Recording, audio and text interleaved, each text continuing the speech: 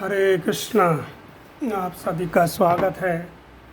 तो कल मैंने आपको भाग 4 में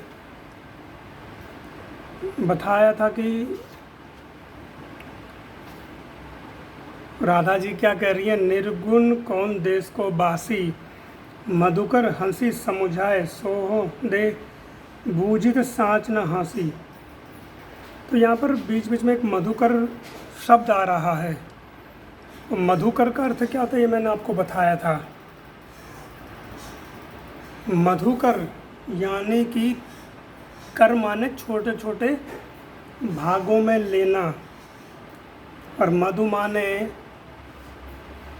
होता है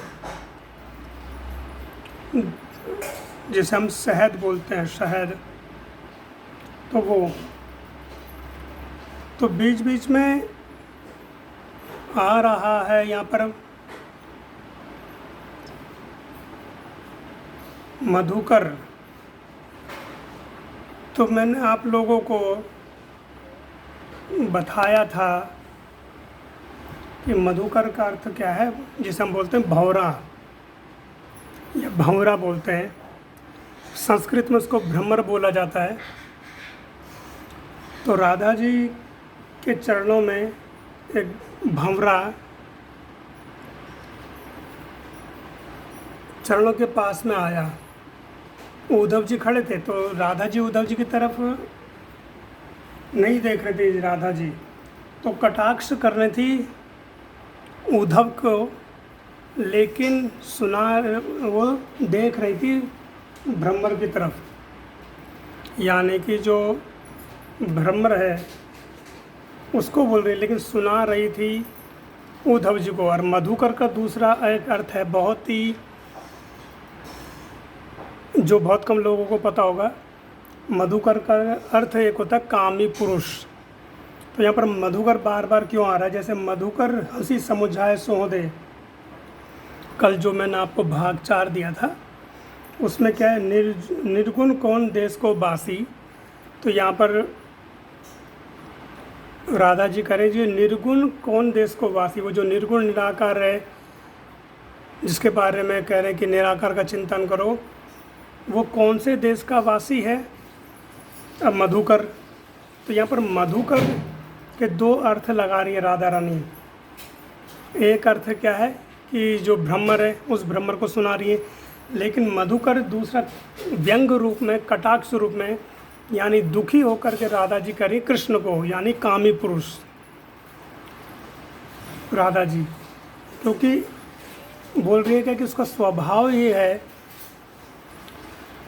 उस कृष्ण का कि जहाँ उसको सुंदर कन्या दिखाई देती है या युवती दिखाई देती है, उसके पीछे उसका मन डोल जाता है।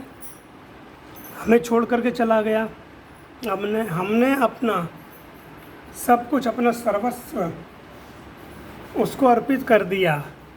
अपने स्वजनों से उसके लिए हमने बहुत कुछ सुना, ताने सुने अपने माता पिता, सास ससुर से, पतियों से, लेकिन वो इतना दुष्ट है मधुकर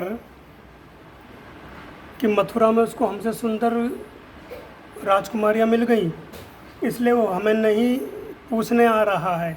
तो अगर मधुकर जो शब्द को बार बार किशोरी जो बोलती है, वो व्यंग रूप में कह रही है कृष्ण के लिए।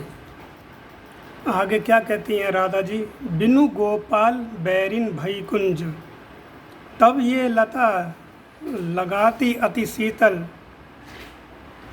अब भई विषम ज्वाल की पुंजे।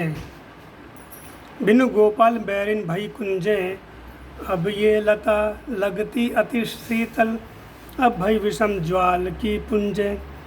यानी कि करीब जब कृष्ण था इस वृंदावन में, तो वृंदावन में अलग अलग कुंज है। कुंज होता है झाड़ियों का एक बहुत गहन कह सकते हैं स्थान, जहाँ पर छोटी छोटी जो लताएं होती हैं वो आपस में इतनी घनी हो जाती हैं कि वहाँ पर सूर्य की किरणें भी बहुत मुश्किल से जा पाती हैं।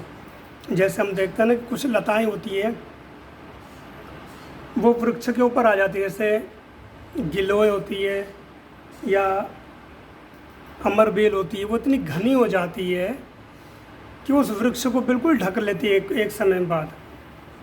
तो ऐसे ही वृक्ष के अंदर वृंदावन में, नंदगांव में, बरसाना में, पूरे वृक्ष के अंदर ऐसी ऐसी घनी घनी कुंजें थी।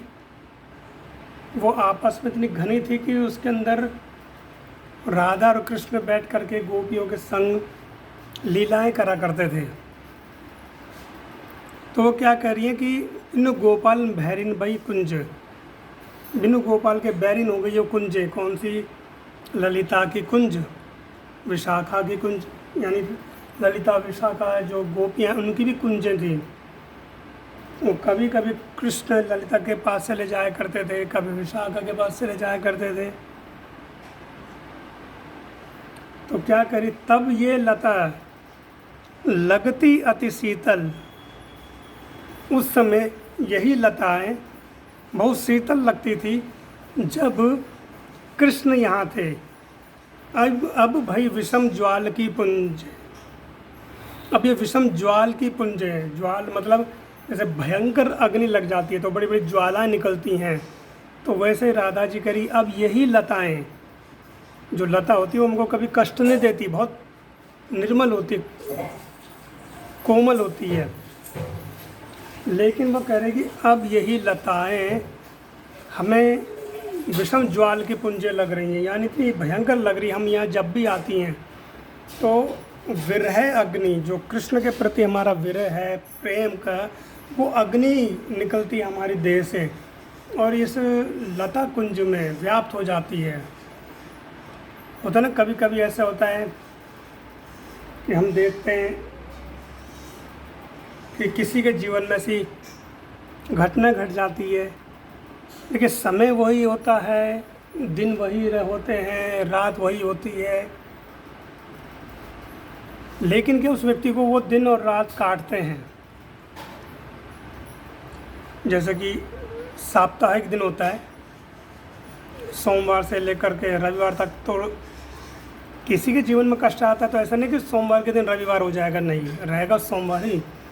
और उस व्यक्ति को सोमवार हो गया, मंगलवार हो गया, कोई सा भी दिन हो, तो वो क्या है कि तो वो उसको काटने के लिए दौड़ते हैं। जब उसके स्वजन उससे बिछुड़ जाते हैं, उसके स्वजन उससे बिछुड़ जाते हैं, किसी स्त्री का जैसे पति छोड़ देता है या देह त्याग देता है या स्त्री शरीर त्याग देती है,